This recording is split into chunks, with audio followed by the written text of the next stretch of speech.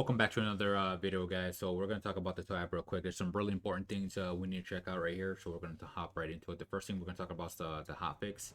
So hotfix 4.0.0.6 is coming out on Tuesday, April 5th. Here are the times. It's going to start at 9 a.m. PDT. That's 1600 UTC. That's when it begins. It's going to kick everybody out at 9:45 a.m. So that's 1645 UTC. Servers will be off all the way, so you will be kicked out. Hopefully you get all your pinnacles done before that.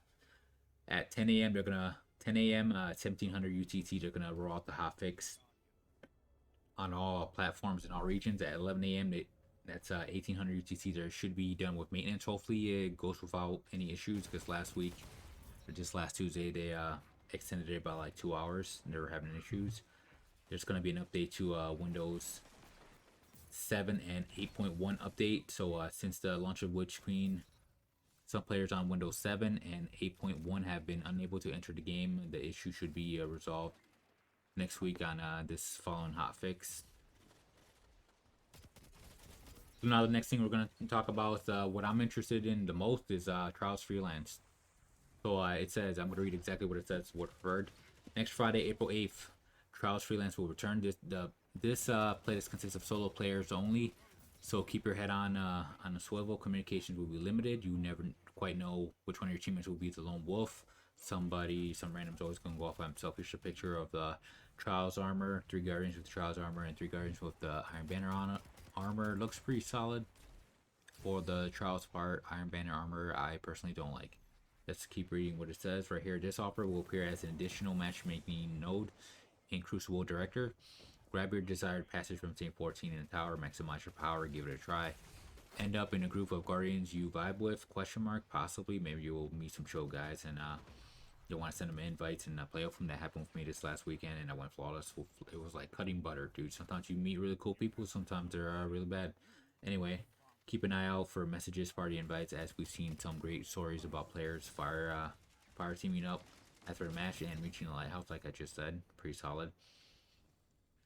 As always, we'll be watching player feedback throughout the week. When you hit your, whether you hit Grandmasters, Gambit Labs, or Trials Freelance, we look forward to hearing your thoughts. Okay, so the next thing we're talking about, is gonna be Gambit Labs makes its debut on Tuesday. So pretty much, I'm gonna read exactly what it says just so there's no confusion. Next Tuesday, Gambit Labs will make its first appearance in Destiny 2. Now that we've gotten a slew of bug fixes and some minor tuning in place throughout the last few hotfixes, it's time to hit the labs. Both Gambit matchmaking nodes, main and freelance, will be updated to feature Gambit Labs Invasion Swap. This iteration of Gambit will change up who gets invasions during the most phase activity. When a given team reaches 25 and 75 bank modes, the opposing team will be given 1 invasion. So pretty much if you bank 25, they're going to be able to invade you. As of currently, before this update, you would bank 25, get your portal open, you go invade them. You might be able to knock out some modes and keep it going. Strategies might change in a few ways. Both for both invaders and bankers. Go for largest blockers to start, question mark. Stagger large and small blockers to keep your opponent on their toes. Invade immediately when the opposing team banks enough modes. Or sit back and fight blockers and wait for them to build up a few modes, question mark. We're excited to see how players take on the twist. Gambit reputation will also be doubled for the week of Gambit Labs is active. We appreciate everyone who's been hopping in and checking out our changes we've made since Gambit. Since the start of the season. We're looking forward to continued feedback around modes as more labs begin to roll out. Solid. I'm not a big fan of Gambit, or like I'm neutral. I'm not negative or positive, but it's a good little playlist to just chill out. But I think this little change of them being able to invade you after you bank seems pretty solid. You can slow them down a little bit. We'll see how it goes. So the number one thing to talk about on April 5th right here, Grandmasters come back. So I'm gonna skip this little top part real quick. I'm gonna go right to Grandmasters of the Universe season of the Risen Edition. On Tuesday, April 5th, Grandmaster Nightfalls will return to Destiny 2 for that For those that may not have taken a Grandmaster Nightfall before, this activity is the top mountain when it comes to strike content. Here's the quick breakdowns. Grandmasters require a total of 1575 power, so you'll want to maximize your pinnacle power and get some bonus seasonal artifact power before taking on the challenge. If you played from when the season came out till now, reasonably, you should be 1580 or off the bat. If you were busy at work, kids, or whatever life stuff, then 1575 is what you should be at roughly. Hopefully you're higher than that, but anyway, combatants can take more hits, deal more damage, and are far more aggressive. Champions will appear in many encounters, so be sure to work with your fire team as you build your loadouts. Hopefully champions aren't lagging in and out, because that's a serious issue right there. It happens all the time. Revives are limited, so you'll want to be careful and strategic as you make your fight through each encounter. Darkness will slowly encroach on your ability to revive teammates, so don't take too long to make your way to the boss. Solid. You die, you lose revive, so be careful on that. Then down here it says, of course, what would be the challenge will follow a little loot at the end of it. The Conqueror seal and title can be earned by those who complete Grandmaster Nightfalls and associated challenges. If you've already completed those Conqueror, like me, you will have the ability to gild your title. I don't do that personally, as well as by completing the Grandmaster Nightfalls during a given season. As a reminder, if you are gilding, all Nightfalls will be immediately available to complete. No more waiting till the end of the season. That was always really annoying because sometimes I would be busy working and get in there. So right here, I'm gonna show us here shows a picture of Palindrome and Plug 1. I have 3 God rolls for Plug 1 already, so I'm good on that. Palindrome, I don't have any God rolls. I'm hoping to get into that. Right here down below it says next week we have the return of nice added rewards for you to earn. Palindrome and Plug 1 will be available to drop once you complete the activity. Added mods, Ascendant Shards, and Enhancement Prisms can also be earned upon completion. Double Vanguard Rep will also start flowing next week, so if you're still enjoying Reputation rewards from Zavala, it will be a great time to run through some Nightfalls or a quick jaunt through the Vanguard Ops playlist. So double rep for Gambit and Nightfalls. That's pretty solid. Okay, now we're going to talk about changes to the Unbroken Seal. So pretty much what I'm gathering from this after reading it, it says that they're going to take it off. They're going to take it away at the end of the season. So let's read exactly what the dev team says. Dev team, for season 19 release, we are taking a pass on Glory and how players engage with it in the Crucible. What players offers Glory? How do players earn it? What does becoming legend look like? Well, we can't answer any of these questions just yet. We wanted to plant a flag in the sand for the time frame. As part of our updates for Glory, the Unbroken Seal and title will be retired. Due to the multi-season requirements of Glory, reach Legend 3 seasons in a row. Season 16, i.e. right now, will be the last season for players to start their journey to Unbroken. As such, we wanted to keep players informed on our plans. Currently, the Unbroken Seal requirements are significantly more time consuming than any other seal. Very true. And we would like to bring it into line with the other seals. Players who attain seal prior to its retirement, like myself, will still be able to display it, including gilding it. So that doesn't change for us who already have it. Those of you who don't have it, you need to get on it. We are intending on replacing it with similar challenging Crucible seals with less required multi-season commitment. We will have more information on that as we get closer to season 19. So if you're just starting your march towards the Unbroken title, now is the time to get your legend ranks completed in the competitive playlist. We'll have reminders to each season to keep players informed, and we'll provide updates on future Crucible plans over the next few seasons. In short term, we do not have another title coming.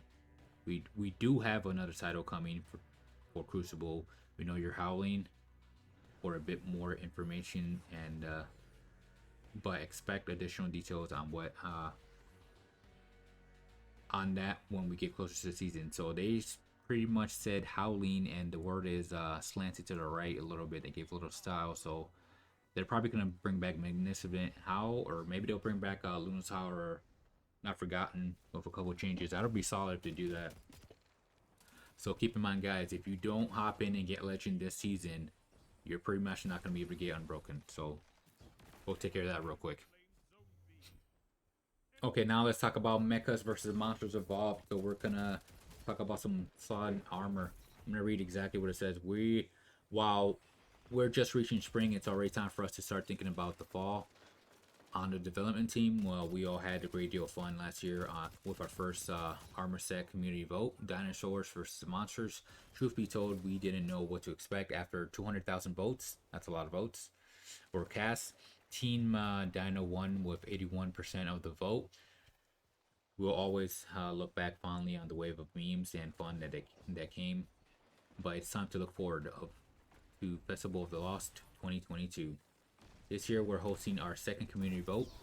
Team Mechs versus Team Monsters is about to begin. Players will have the opportunity to vote for the featured armor ornament set in the Eververse, available to earn with Bright Dust or purchase for silver. Anyone who casts a vote for either set has played since February 22nd, 2022 will qualify for a unique in-game emblem to celebrate participation. Monsters are crawling back after a long soak in radioactive waste. They seem to have evolved, emerging once more from the caves, lagoons, and spoiled oceans of our world. Monsters are looking to make a comeback this year. Dinos, you may have won last year, but watch your backs. These monsters may be coming for you if they secure the win. Now I'm going to show you a picture of what it looks like. It looks pretty solid to me. So far, like I like all three of the dino armors. This little brown stuff on the Titan seems kind of shitty. I don't like that little fur. That should have been off. This mecha Titan right here reminds me of if you're really old, like in your 30s, you remember old school movie called Guyver. It just reminds you exactly of that mecha. Warlock looks solid. I love that little gold on the mouth, the little hawk helmet. That's solid, really solid. Love that. I think my favorite right now is the Hunter, not because I'm a Hunter main, but I just like the armor right there. The only thing I don't like about the Hunter armor is that this light blue and this little bit of light aqua green, this should have been all red. Because he has a helmet of a T-Rex, so you know T-Rex red should be red in my opinion. Could just be me. Right here shows the cloak. On the Hunter, looks badass. Looks like the spine of a dinosaur of a T-Rex. Insane. It looks pretty much like you can use this as a weapon. That's solid. Okay, let's keep going down. Right here it says, mechas have entered the fight. Guardians are all about protecting humanity, and sometimes they need a little extra armor when engaging in battle against some would call monsters hiding in the darkness of other worlds. Mobile suits are just for canceling the apocalypse, mind you. They're also for show. So right here, I'm going to see right here, if you look at him real quick, I hate the Warlock. Looks horrible. He reminds me of the dude from My Hero Academy, the guy with the little that can run really fast. I forget what his name is. He has like little boosters on his legs. That's what he reminds me of. I don't like it. Now the Hunter looks kind of shitty also. I don't know why it has half armor on one side, half armor on the other side. No armor on the other side. I don't like that. The best one I like is the Titan right here. And that's because I like the way it looks and it reminds me of Gundam, and I'm a huge Gundam fan. I love mecha anime. Looks solid.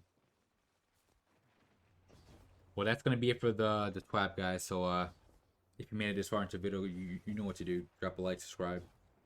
All links are down below from my Twitch, my Twitter, my Discord, and good luck.